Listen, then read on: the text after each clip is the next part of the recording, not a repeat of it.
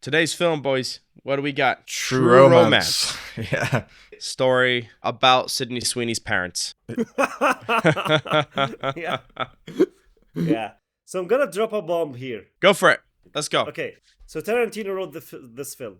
I think I'm way past my fascination with Tarantino's writing. It was a phase. Wow. Not anymore. Oh, right. Okay. Hang on. So let's just do 2-sentence resume and then just get into that really quickly. So True Romance is a cult classic. It's the story of Clarence, who is essentially an avatar for Quentin Tarantino, Yes. who one day is accosted by a hooker, and he clearly can tell that there's no way in hell such a beautiful woman would be interested in him and sit just next to him in a Tony Sheba exploitation movie at midnight. Turns out that his boss wanted to make him feel happy, brings him a hooker, they fall in love. Long story short, when he saves her from her pimp, he lands on a bag full of cocaine, and it's essentially a journey about them wanting to sell that bag of cocaine in order to make money and escape to the Caribbeans and live happily ever after. Yeah, exactly, yeah. And on the road, obviously, there's going to be everyone. It is a true romance, right? It is.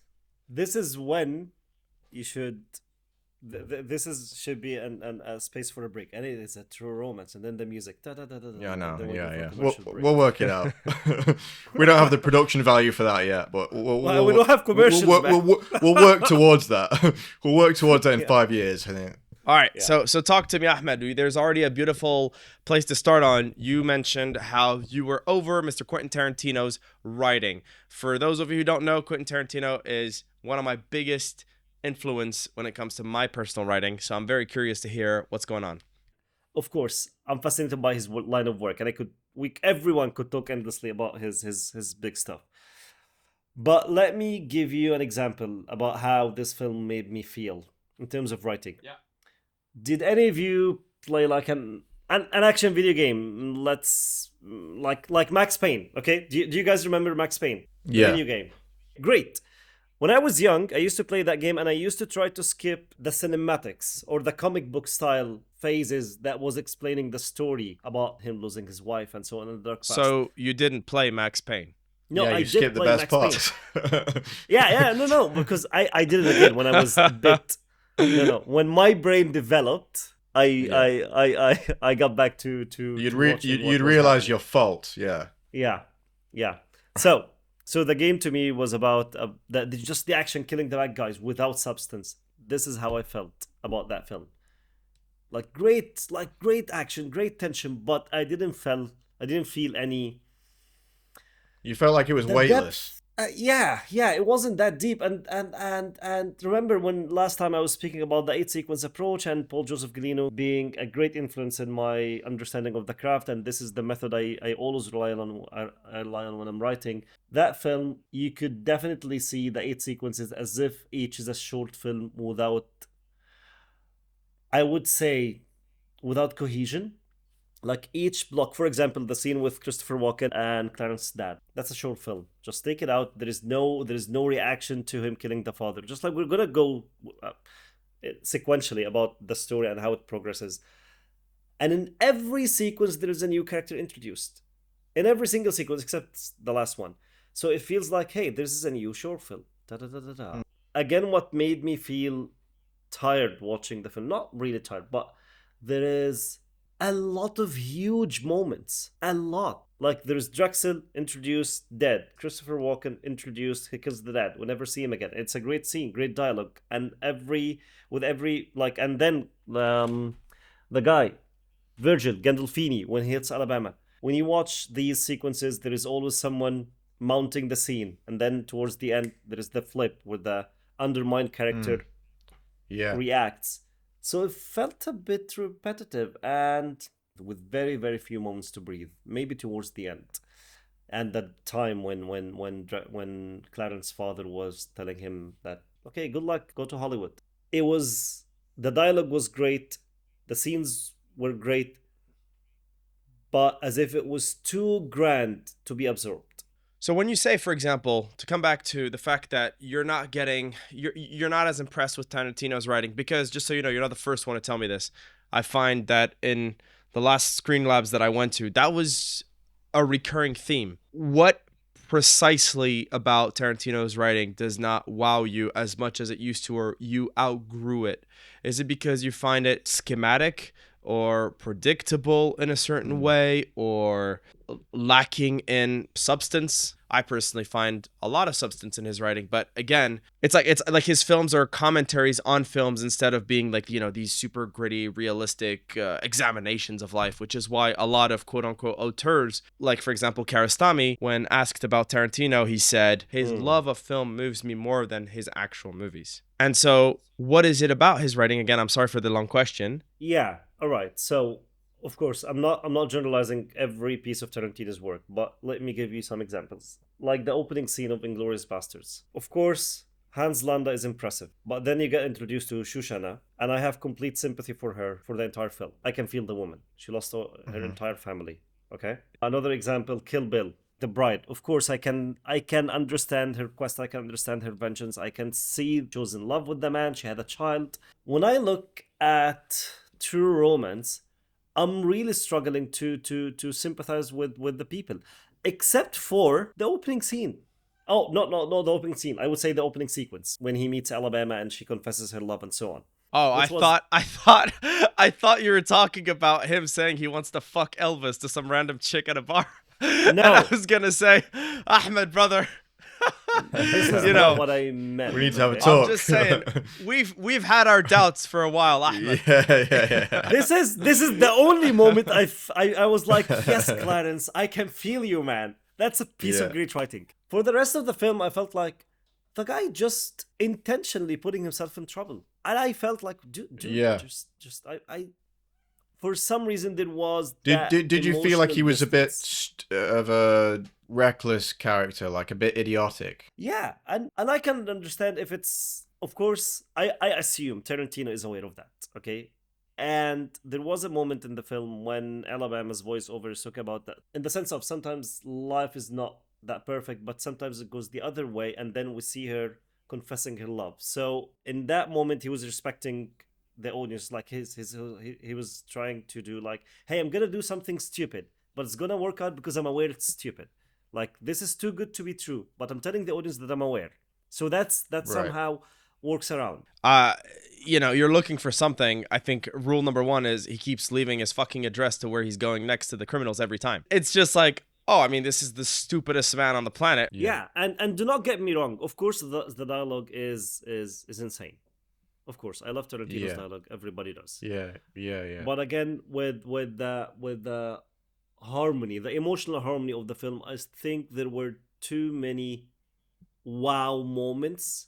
Like, if you just look, remember that when he went to Drexel and he killed the man, that was a lot, okay? And then instead of us breathing, he realized that he left with a cocaine bag. Instead of us breathing, he sees his dad, and his dad expresses his disappointment. So there was a lot to absorb because there was like this big events and big moments without actually us having the time to breathe.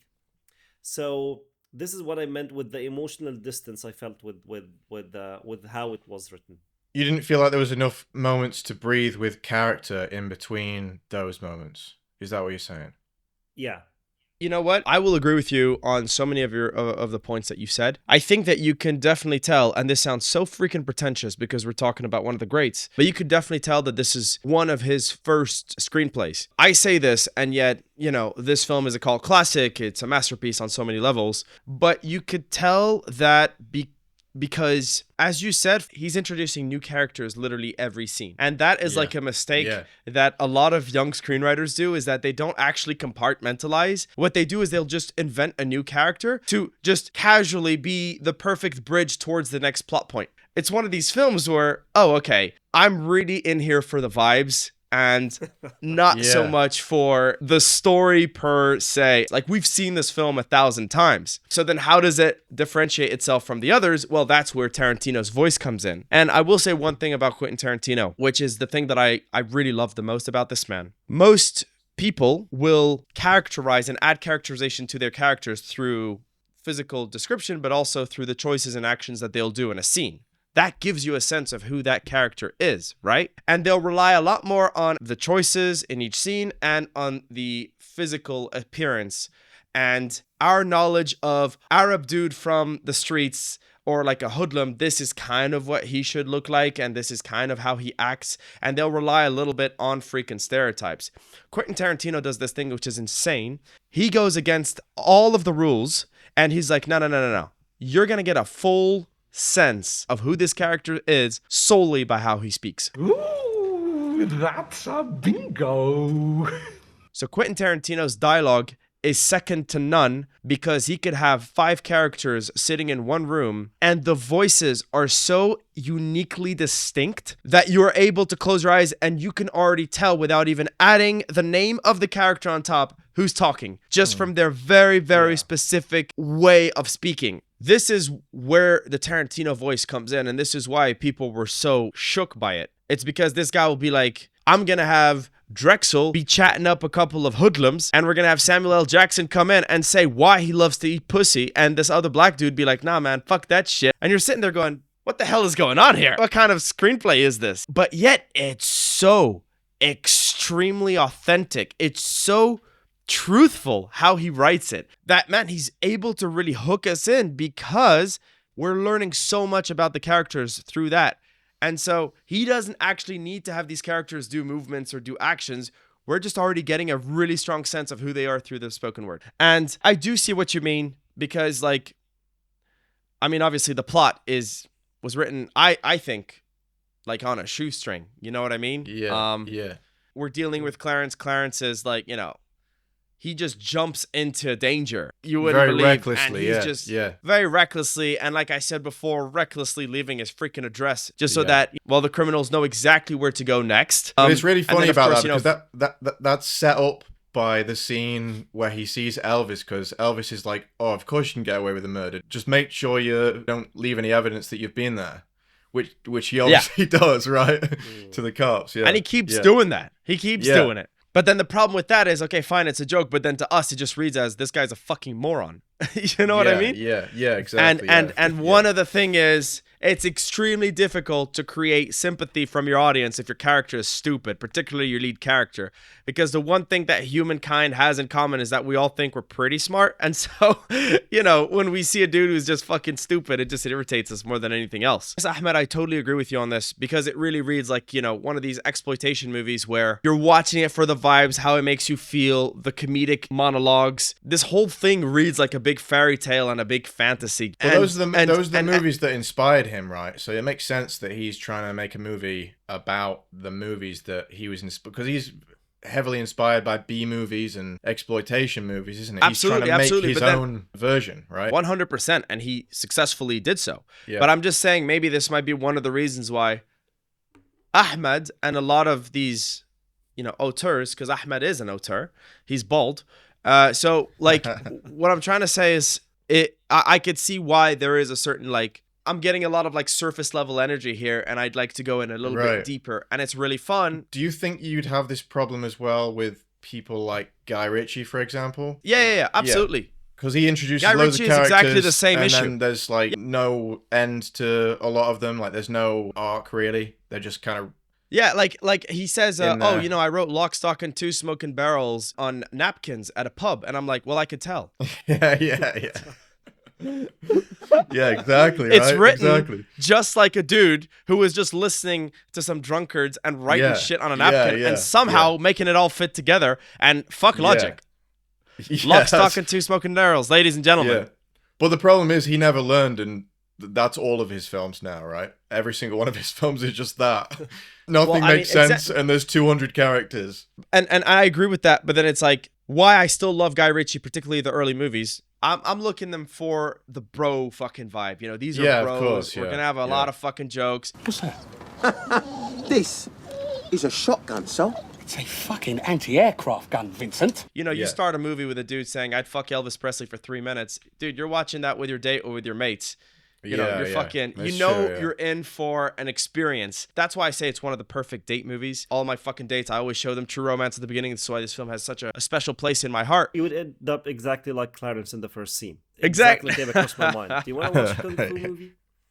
And I think also it's too self-referential. Clarence is out here, and in all of these situations, it's these things these ideas that we have when we're kids. It's like, wouldn't it be cool if he's referencing so many movies? So like when he's with the producer, he says, "Oh, I think this is really cool," or "I got the Dr. Zhivago," and you could tell that it's very much like a fantasy because he's just name dropping so many movies and gets so deep into the geekiness of it all that as a geek, of course, he's like, "Oh, this is so cool," right? And clearly, I mean, it translates. When it came out, it fucking flopped, but eventually became a cult classic. When I was a kid, I also wrote a fucking script about a dude who only spoke in one-liners from famous American movies. You know, like these are ideas that you get when you're just starting out and getting quite excited. Yeah. But where I say bravo to Quentin Tarantino is that this was his first script, but holy shit, what a script he came up with as opposed to us who, you know, literally buried that first script and no one is allowed to fucking read it.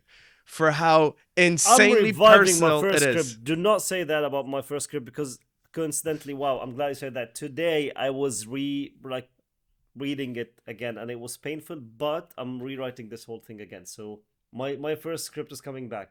Yeah. Oh, good for you, Habibi. Okay, so anyways, sorry, keep going. This was a huge tangent to what you were talking about, bro. Okay. Thank you.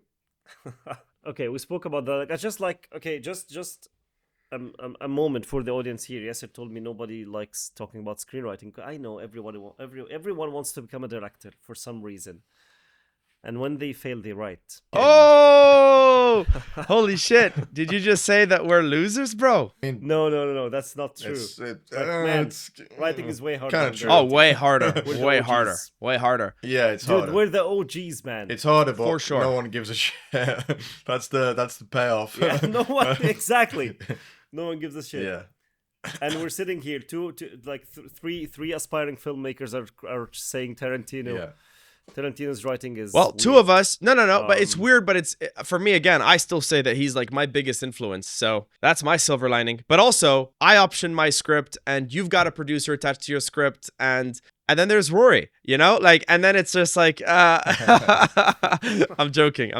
Anyways, keep talking. Sorry, bro. I interrupted you, Ahmed. So first of all, I love the first scene. For some reason, I find the guy charming. Like he knows he has quirks. He speaks. Apparently, he knows how to speak to women. However, I have this moment of sympathy with Clarence when he's speaking to the woman and she refuses to go with him to the cinema. And that was the first sequence. The second, Alabama, Drexel, his father, Christopher Walken. Just like it felt like a collage of characters and short films. Yeah. And I found it quite cumbersome, to be honest. Just like. There is no cohesion, as we said. Oh, I have a question. The father just died. And no one, there's just like, and the story keeps going. Just like Drexel doesn't go back, and there's no reaction to that. At least if he knows and there is that sense of vengeance, I would have felt, okay, now he's not that stupid. He has an emotion. But I think this is what I was telling you about with regards to a young man writing a first script. It's that you just have a sense that it's like, you know, On the Road with Jack Kerouac. He's just opening threads with no real like full-on emotional catharsis. Of course, him dying is an unbelievable turning point, and of course, the Sicilian scene is maybe one of the greatest in the history of cinema. I am not taking that away. I'm just saying just what you said. So we're expecting as an audience the first time watching it, oh, when is Clarence going to discover this? And it's going to be a revenge plot in there. But it doesn't happen, and also Walken never comes back, and Walken is the best character in the entire fucking film. And so you're just sitting there going, oh shit, you've just, you know, you spoon-fed me and then you never go back to it. And it's so interesting that Tarantino actually said something. He said when he read his script, he was so worried because he thought that the Sicilian scene was too strong. So his biggest accomplishment, he says, and the thing he is most proud of is writing that Sicilian scene in True Romance. But when he finished it, he was like, oh crap. Everything is so, as you say, like a succession and collage of short films. This one particular short film is way too good. It's so good that he thought the rest of the movie could not survive it. It did survive, but he was like, shit. And it also happens literally as like the turning point from Act 1 to Act 2, if there are any acts, because this entire freaking script also doesn't necessarily have like a classic structure to it. So the fact that you say this is really true. And you can definitely tell the maturity of Quentin Tarantino, because if you look at later movies of Quentin Tarantino, every thread is wonderfully closed at the end. Every single setup has this unbelievable payoff at the end. So, for example, your Django Unchained. It's a wonderfully contained story, and Quentin Tarantino understood, oh, I actually don't need that many character. I just need Django, the Doctor, Leonardo DiCaprio with Samuel L. Jackson, antagonistic force of the movie, and naked Kerry Washington in a hole. That's it. That's all I need. And in this script, he does that thing that I personally did in my first script, which is, I'm so excited, so I'm just, here, and then here, and then here, and then this, and now this happens, and he dies there, and that's the end of that. And you're like, what the fuck? You know, it's like... Yeah. The thing is, the film has like quite too many final bosses. Yeah, because they had the nameless Italian guys that just come into the hotel with shotguns at the end, right? Yeah, yeah. And he goes, like the Italian guys that we don't even know who they are, really. Like, you know, because then they added another random young guy to the group after James Gandolfini died. Yeah, and again, yeah, true, and there is the Bluey character that Christopher Walken mentions. I read that apparently the script was way longer and they cut his character out, and he was going to be played by Robert De Niro. And I don't know if they actually filmed scenes that they cut out. Let me just correct you there, brother. They didn't film that shit. Nobody, and I repeat, nobody cuts Robert De Niro out. Okay, right. Well, it must have been planned, but they cut it. That just does not happen. Yeah, I think they cut it for the script, but also it was long because the initial script was 2 scripts in one. It was True Romance, and inside it, the other movie, which is Natural Born Killers, because initially it's about this wannabe filmmaker who's writing his magnum opus whilst falling in love with this prostitute, and you feel the echoes of this crazy relationship that's toxic in, well, the character of Woody Harrelson and whoever the other one is, I forget. And so essentially, Natural Born Killers is supposed to be like a mirror of the True Romance. And he wrote real scenes in it. And then in the end, I think it was Roger Avary. He's the only one who read that. Dude, these are 2 separate films. Like, the story that you built within the story is so freaking strong that it can just hold its own. Yeah. But yes. Yeah, because he wrote a lot of the Natural Born Killers with him, right? I think. They wrote yes. He wrote some of the scenes. Yeah. Yes, and again, to come back to your point about characters coming and going, we just talked about the Italians, bro. What about the Starsky and Hutch cops? Tom Sizemore and Chris Penn, Yeah, Chris Penn, bro. Yeah. It's the biggest form of the cliche good cop, bad cop, having fun. Yeah. They come in 10 minutes before the end, they leave 5 minutes before the end, and that's it. I know. But again, I did like their chemistry, though. They did gel really well together. I agree, but I think that speaks so much volumes about Quentin Tarantino's dialogue again. Because all of that likability really comes off of the dialogue and off the page. And it's crazy because, well, I mean, quite frankly, we don't know jack shit about them. So why the hell should we care? And it's because they're just so freaking hysterical together that you're like, damn, I really do like them. Like when they're laughing their heads off when freaking Elliot is about to die, they're fucking, don't you go. And then they just laugh their heads off. Don't you leave me, you piece of shit. Don't fuck this up. What about you, Rory? What's your take on it? It's interesting because you brought this up on the episode with Leon that we did a few weeks back. See, I said you had to suspend a lot of disbelief with that film. And then you said you didn't have to because it's established as a comic book movie from the start. And that's why with this, I let it slide as well, because I took that into account, what you said. And as I watched this movie, I was like, oh, well, this is just a pulp B movie. Like, I can accept that Patricia Arquette and James Gandolfini are going to be having this crazy, outstretched bloodbath fight in a motel room for 20 minutes where they're pouring gasoline on each other and that she James sets them on fire Gandolfini is like the biggest moron who's taken fucking forever just to shoot this this chick. Course, yeah. And you're but like, I can accept it okay. because it's established, like, the film is established like that from the start. It's not supposed to be a realistic film, right? Like Leon, it's a comic book movie almost, you know? It's totally. And you know what made me laugh watching that? I was thinking, holy shit, I think Vince Gilligan would have 3 heart attacks watching this film. What do you mean he just doesn't kill her instantly. Wait, what do you mean? He just leaves his freaking address everywhere. Wait, what do you mean? These characters just come and go, and there is no payoff to any of these characters. And it's just so fucking funny. Because in Breaking Bad, here's what happens. Patricia comes home. Where is he? Don't know. Okay, sawed-off shotgun to the face. Why? Because, and then this is what Vince would say. Well, because, we really thought with the boys, and we realized that that's exactly what would happen. But yeah, sorry, your point.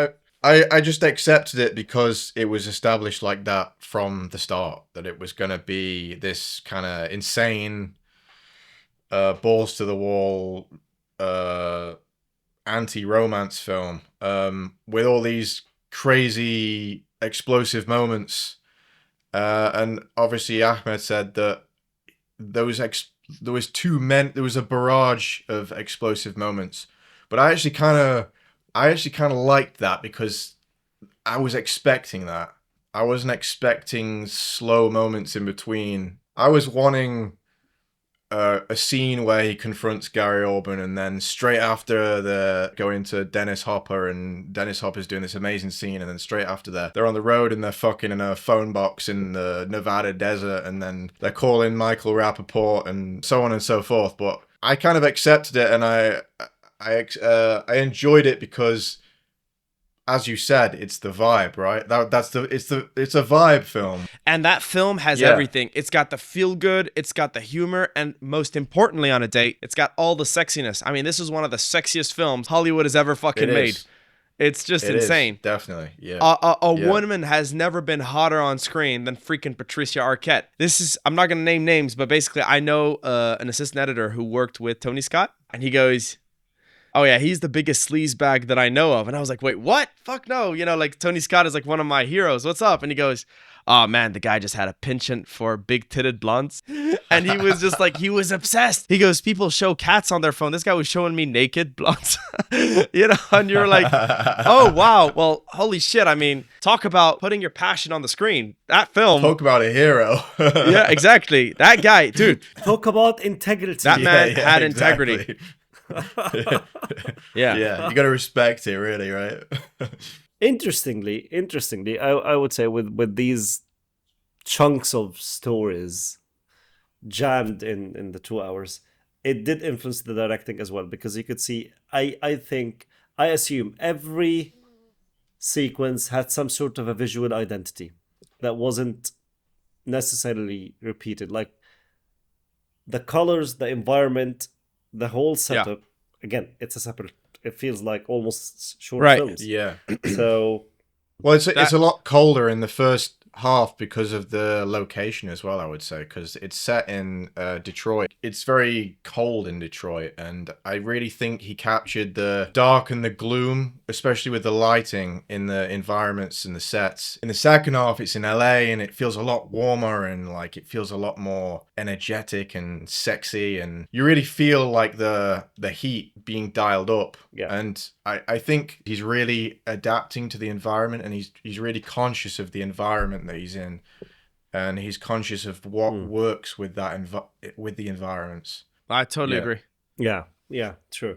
Okay, so this was Quentin Tarantino's obviously first feature film. This has the familiar ring of that lunkhead boyfriend of yours. He is really strong. He'd been really, really hyped about it, and he tried financing it for like 5 years, but just it didn't take him anywhere. And so he gets really frustrated, and that's when he decided to make Reservoir Dogs. That was like supposed to be the answer to True to Romance. Oh, right. And what he wanted to do, inspired by like the Coen brothers, he told himself, okay, I'm just going to write this thing in like 1 or 2 locations, and I'm going to shoot it for like $20K. True Romance was sold to this production company. That production company, one of the people working there, she used to be Tony Scott's assistant. Okay. And so she was like, yo, would you like me to have Tony Scott read this for him? And initially, True Romance was actually going to be made by the guy who made Maniac Cop 1 and 2, and I think 3, Ludwig something. So Tony Scott reads it, and Tony Scott had both. He had Reservoir Dogs, and he had True Romance. And he basically calls up Quentin and says, listen, bro, I love this shit. Tony is one of the early geniuses to read the revolutionary voice of Quentin Tarantino and actually appreciate it. Because up to that point, everyone was rejecting him. He calls up Quentin. He says, all right, I want to do it. I want to do Reservoir Dogs. And then Quentin's like, oh, actually, I'm doing Reservoir Dogs. And he goes, fine, I'm doing True Romance. And it's so interesting because Quentin Tarantino says he gets emotional because, obviously, by the time he was going to do Reservoir Dogs, he'd already outlived, I guess, that sort of youthful spirit of True Romance, which we described. I think that by the time he'd written Reservoir Dogs, he could already smell the innocence, and the naivete that is like in every single page, which is so great. But I guess for him, because it was too close to home, he was like, I wasn't in the right headspace to make it. I'm so proud that somebody else managed to translate it. I mean, that somebody else is none other than one of the greatest visual directors of all time, Tony Scott. And it's really, really funny because he wanted to have Elvis Presley music in the movie because Clarence is so obsessed with Elvis Presley. Yeah. And, they turned him down. I think like a couple of years later, when obviously he was super famous, he had the daughter of Elvis Presley, with whom he has a great relationship, or had a great relationship, may she rest in peace. And he plays True Romance, and when the opening credits start, Quentin Tarantino suddenly is stricken with like fucking panic attack because he realizes that the first scene is literally about a dude wanting to fuck her father. And he's like, oh shit. Shit. And of course, Quentin being Quentin and talking too much, he was like, yeah, you'll see, Clarence is me. Clarence is me. I think that this film is a 10-10 when it comes to dialogue. And that's the Quentin Tarantino power. Yeah. I think where it starts to show its weaknesses, it's definitely in character development and in plot. Yeah. That's my take on it. Which, in a weird way, makes it an auteur film. Because auteur films, they're all about vibes. Ahmed should be liking it then. Oh man, I feel like I'm suddenly like a bucket of ice is thrown on me. And now, I would like to nominate for the Ice Bucket Challenge, Vladimir Putin. I was just going to ask, like, do you think, because you said, Ahmed, that you felt like it was several short films stitched together. Do you feel like the structure still worked, like the overall structure still worked within those short films, or do you think it didn't really have a structure? With the first act and the third, yes. With the second, no. Why is that? Okay, definitely there is an inciting incident with his intention going to meet Drexel up, and then it goes south and he has to kill the guy, and then the reverse of expectations when he gets the suitcase and suddenly it's cocaine. Yeah. This is the kickoff for the entire journey. Yeah. With the final act, as the dreaded Blake Snyder calls it, bad guys closing in. Literally, it does happen. It does happen. It does happen. Yeah, exactly. Yeah. A lot of bad guys. Final, too many. A lot of nameless Every bad guy. Yeah. Yes. Yeah. And the one that was named Bluey doesn't show up. Yeah. And Christopher Walken had something else to do. Yeah, he did. So with the first and the final act, it's true. It does structurally, I think it works. With the second act, well, they go to Hollywood. There is the sequence with Virgil in Alabama where he beats the shit out of her. Yeah. But I can't maneuver past the sequence of Christopher Walken and the man who played the father. Dennis Hopper. It feels Yeah. You guys have good film knowledge. Well, he's like one of the most famous American actors. Let's fuck! Yeah. Dennis Cocaine Hopper, that's his name. Yes. He his face looked familiar to me. So I think with the second act, it struggled a bit. I think it struggled. I felt, especially with the two huge sequences of Christopher Walken and Gandolfini. Yeah. They somehow felt there was too much emphasis on them to the extent that they felt that they exist beyond the cohesion of the main story. Okay. That makes sense. Basically, you're saying that James Gandolfini is fat. Yeah. He wasn't actually That's- he was quite thin in this film, I thought, or thinner. Yeah, in this one anyway. he was. In this one he was. Yeah. No, but wonder how I old agree with was you. he, because he was definitely, because whenever I look at his age when he died, he died when he was 39, I think, I thought he was or older. when he He was in his 50s, bro. I think he was in his The 50s, Sopranos, yeah. I mean, because Oh, with when the he Sopranos shot he The was Sopranos. He was like 40. he was really Yeah. young. He definitely was younger than Yeah. when he looked like. But I think he was one of these actors that started maybe in his 30s, right? Because actually, Tom Sizemore was supposed to get the role of James Gandolfini in this film. He turned it down and he said, I have this friend, which was James Gandolfini, and he recommended him for the role. But actually, you can kind of imagine Tom Sizemore playing that role as well. So it makes sense to me. How he got the role of the cop instead, I don't know. Yeah, interesting. Then I So- also read that they must it have been was friends. Gandolfini's breakthrough. It was the Was man's it? breakthrough. Right. So it was his breakthrough. Yeah, right. Like I he's mean, 30. this film is insane because, I mean, it's a veritable who's who of Hollywood. It's got everybody in it, and Yeah, like yeah, big exactly. names. Yeah, It's it is, insane. Gandolfini, Walken, Hopper, Michael Rappaport, Dick Ritchie! That's me. Brad Pitt. Brad Pitt as Yeah. Floyd. Can we talk about that? The best role in the film. And do you know what's Funniest role in crazy the is film. that in the script, he doesn't even like really have that many lines. And Yeah. Quentin Tarantino was absolutely stunned by how much Brad Pitt cared about that role. Condescend me, man. Fucking kill you. Because if you read it on the page, you can really tell that Floyd is just yet another character that helps the plot move forward. Man, Brad Pitt and his genius, like, fuck Yeah. that. I'm going to make them Yeah. this really cool, funny, somehow three-dimensional character because in three scenes, I know that guy. I know that Yeah, guy, and exactly, his yeah. name is Rory Tasker. Couch hopping in LA and asking to get toiletries. Yes. And getting excited when dude with guns come in. Yeah, you know? yeah, and asking them if they want a bong hit.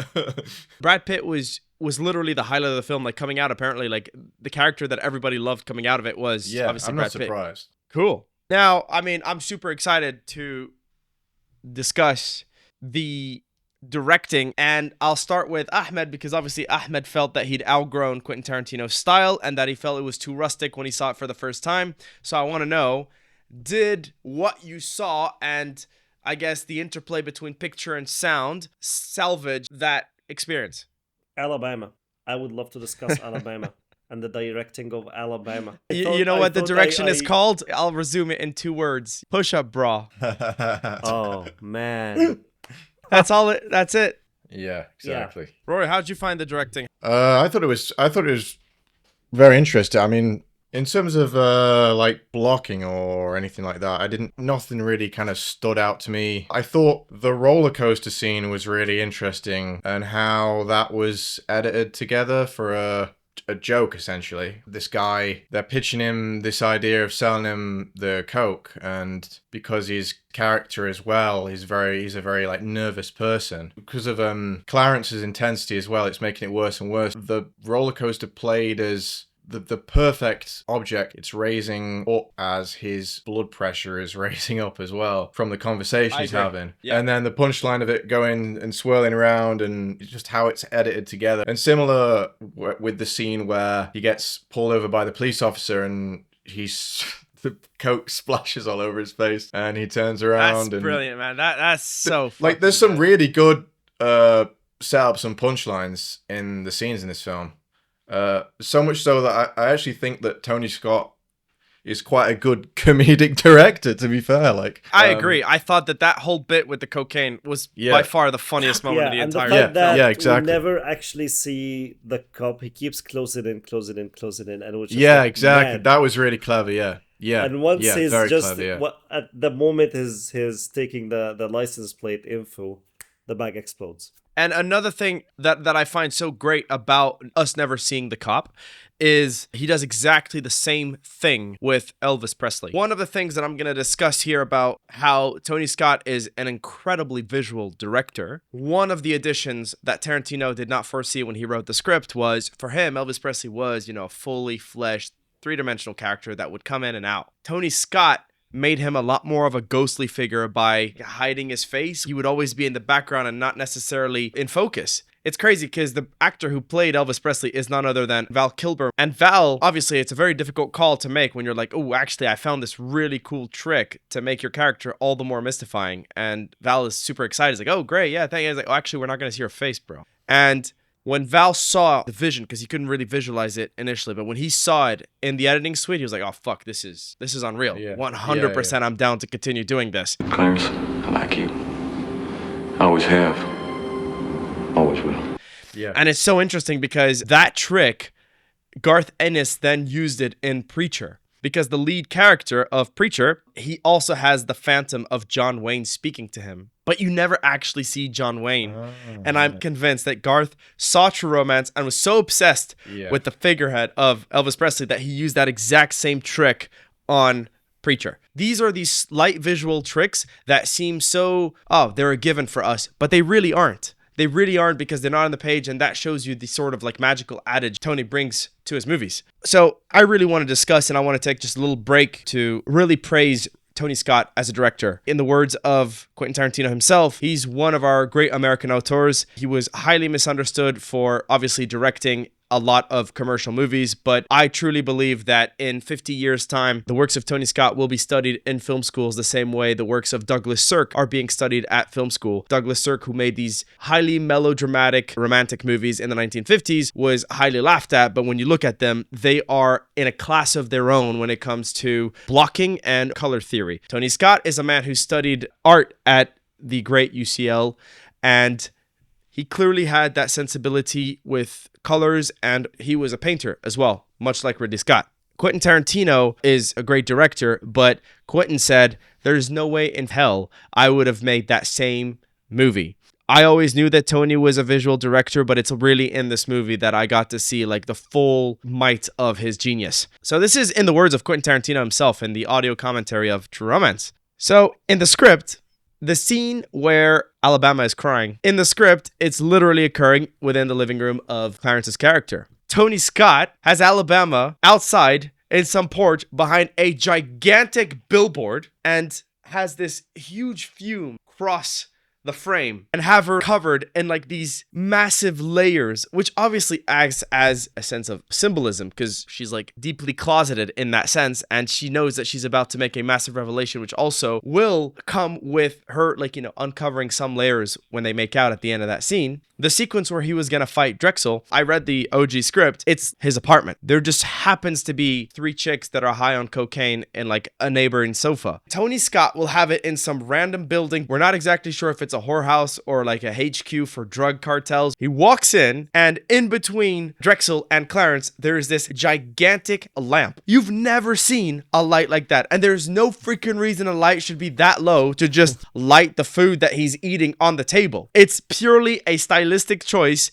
a ridiculous choice, which tells you a lot about the ridiculousness of Drexel, which we already get as a white man with a Jamaican accent and dreads, but then he uses that lamp as a tool to literally light Clarence's face. That's another element that just takes a simple shot reverse shot into excitement. And of course, you put a prop next to freaking Gary Oldman, Gary is going to go to town with it. He'll throw it at Clarence, he'll avoid playing with it, and then at the end he catches it when, you know, fun is over. Drexel then jumps on freaking Clarence, right? They start having a fight. Clarence pushes him back. You'd think he'd push him back on the table. No, he'll push him on 9 aquariums stacked one on top of the other and have all of the aquariums obviously burst into freaking glass and have all that water come out with the fish. Tony Scott, being the great Tony Scott, and loving the impact that smoke could have on light, it just adds so much texture. This film is completely inundated by smoke. Like literally every single scene will have smoke. Now, of course, it's perfect to the script because it also adds that sense of fairy tale element, but what it does is it just really adds texture. So, you know, like you'll always see the light rays, you'll always have the form for them, which is again, something that Quentin Tarantino just never does. In the final shootout scene where all of them are like shooting up, bam, bam, bam, bam, bam, in addition to just very simple bodies on the floor and a lot of blood, how do I show the extent of the fury of that shootout? You have all those pillows explode and have an avalanche of feathers, almost like a snowstorm, and have the characters sit on the sofa and you could just see all of those feathers flying around them. That's Tony making you feel the full extent of the madness that just occurred in the frame.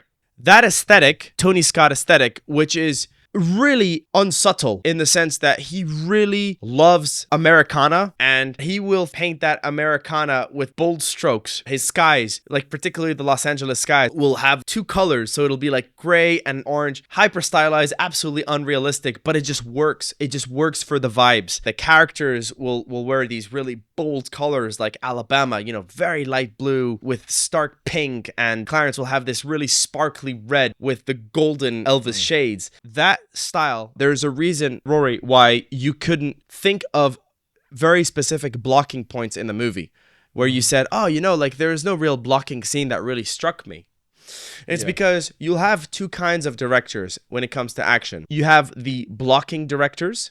So in this vein, I'll just call it McTiernan. So McTiernan is a classical director. When you look at Die Hard has extremely precise wide-angle lenses with, you know, very active foreground and background, and depth tells story. The four angles of the camera tells the story. And for him, McTiernan will cut really when he needs to cut. And then you'll have more of the beauty of the shot met with unbelievable editing, kinetic editing we'll call it, to show the action. Now that is Tony Scott, and that's what Tony Scott brought to the table. Before Tony Scott, action scenes were literally shot like, you know, your Bronsons or the Sting. And even the Bruce Lee movies, they'll fight, it's one angle, and if they go from left to right, maybe the camera is gonna pan, but there's nothing kinetic about it.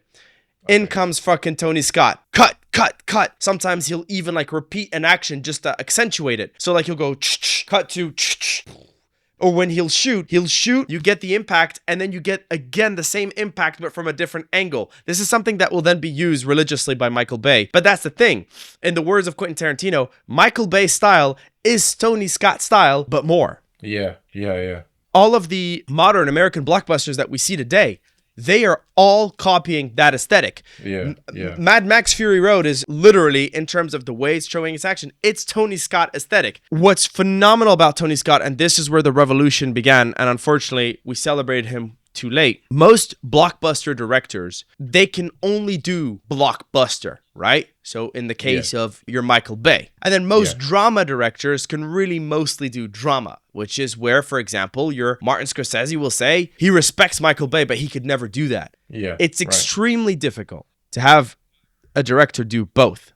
And Tony Scott is one of those few breeds of animals that can do drama like a motherfucker, and he can do blockbuster better than no one else can. And if you look at the dramatic scenes of this film, I mean, the drama scenes are just... I have a hypothetical question. Imagining if Tarantino was the one who directed that film. There is one element. It's missing the musical taste of Tarantino. The way he uses music, the way he adds the piece of music that he always uses. For some reason, I felt like, I would have loved to have some of that. I see your point. So apparently there was supposed to be more music in the film, but like I said, they couldn't get the Elvis music out. And Tony Scott brought in Hans Zimmer, but in Hans Zimmer's prime. So to be honest, that fucking theme is so banging and fire that I actually did not miss it just because it's that good. Yeah, I agree. And, I agree. you know, I mean the songs that Tarantino uses. Because with every film, it's just there is a memorable song, at least one. Or a memorable piece of music, or a classical piece that Tarantino revives for his films. But like I agree with Yasser. I think Hans Zimmer's score worked better in this case because he really captured the sense of this lost romance. In that theme, bro. Hans Zimmer's xylophone era was unmatched. Like this one, and then you had fucking Rain Man. Yeah. Holy shit. Yeah. All I'm gonna say is this, guys. Bring back xylophone Zimmer, man. Yeah. Take away that organ from him. Take away. Yeah. He needs a break from the fucking organ. Jesus Christ, bro.